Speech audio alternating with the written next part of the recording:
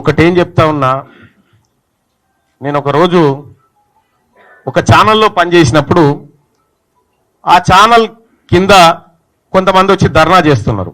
Teenmar Mallanna arrest చేయాలి, తీన్మార్ మల్లన్న మీద case పెట్టాలని ధర్నా చేస్తుంటే ఆ వార్త ఎవడేయకపోతే మళ్ళీ నేనే తీసుకుపోయి చేసిన. ఒకవేళ నేనేమైనా తప్పు చేసినా మీరెట్లయితే ప్రశ్నిస్తారో,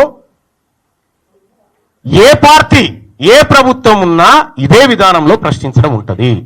నిజంగా కాంగ్రెస్ పార్టీ బీసీలకు ఏ పొరపాటు జరిగిపోయిందా సర్వే సరిదిద్దుకుంటాం, మంచిగా చేస్తాం అనేటువంటి మాట చెప్తే చేయమని ఎంకరేజ్ చేస్తాం.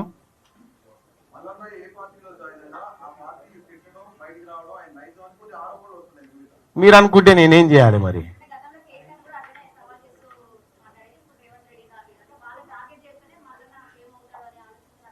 అంటే తీన్మార్ మల్లన్న నాయన చిన్న వార్డు మెంబర్ కూడా కాదు ఫస్ట్ ఆఫ్ ఆల్.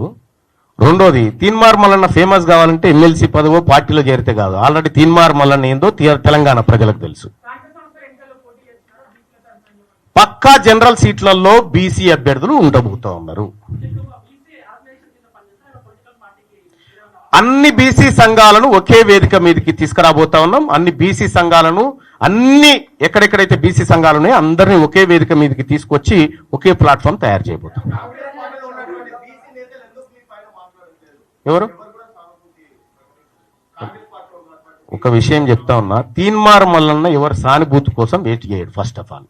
రెండోది, అట్లా మాట్లాడాలనుకుంటే హనుమంతరావు గారు మాట్లాడిండు, అంజన్ గారు మాట్లాడిండు, తర్వాత నిన్న మధు యాస్కి గారు మాట్లాడిరు.